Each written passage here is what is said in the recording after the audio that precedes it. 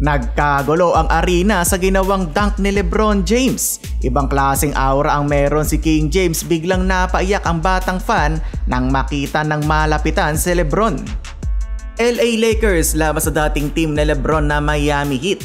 Wala pang tao sa arena pero si LBJ todo ensayo na mga idol.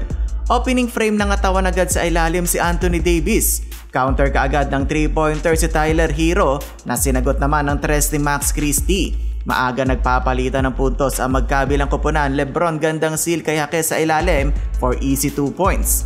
Larong-laro si Tyler Hero, wala pang kalahati ng quarter naglista na ng 10 puntos. Gandang depensa naman ang pinamalas ni LBJ, huling-huli niya ang bounce pass ni Adebayo at tinapos ni Rui ng 200 slam dunk sa mabay pa si Bam. Back-to-back steals para sa Lake Show, ending nakadunk na naman si AD. Umaatigabo talaga ang aksyon, sa unang quarter pa lang nakailang lead changes na. Sinubukan ni Jaime Jaquez Antigas si Max Christie pero sapal ang kanyang inabot. Pero nakabawi naman ang sapal si Jovic, nang tapalan naman niya si Christie. Bawian lang talaga mga idol etong both teams. Iyak tawa naman ang batang fan matapos makita ng malapitan si King James. 38-34 Miami Heat. Second quarter, atake kaagad si LBJ, tila may gustong patunayan ng koponan ng Miami. Mainit na talaga yung shooting nila pagkalaban ng Lakers. Maski yung second unit tulad ni Jovic ay biglang uminit ng kamay. Lumamang ang Heat 52-42. Hirap din si AD sa player ng Miami na si Ware na malakay soto ang tangkad mga idol. Gandang minutong pinakita niya habang nagpapahinga si Adebayo.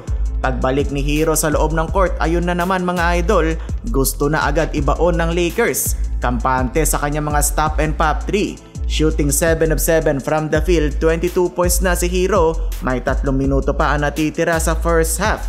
May magandang play pa si Gabe Vincent to AD, 100 dunk, pero 1 dosena na ang lamang ng kalaban, kaya't napapailing na lang si LeBron. Start ng third quarter, naka 7-0 ra ng LA Lakers. 7-minute mark, back-to-back 3-pointers mula kay Reeves at King James. Naibaba pa sa isa na lang ang kalamangan ng makatres ulit si LeBron, 71-70. Pero after niya lumobo ulit sa double figure ang lamang ng Heat. Tyler Hero hindi pa din tapos magpaulan ng tres. Fourth period, ayun na, sa wakas nakalamang na ang Lake Show. Corner 3 mula kay Gabe Vincent at nasundan ng dunk ni Jackson Hayes.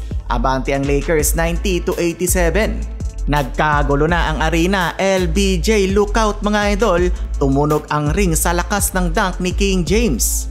Patuloy pa din ang mala cheat code na laro ni Tyler Hero pero tulong-tulong ang Lakers. LeBron binutata si Adebayo at patuloy ang pagpapaulan ng puntos ni King James. Standing ovation na ang crowd, 115-106.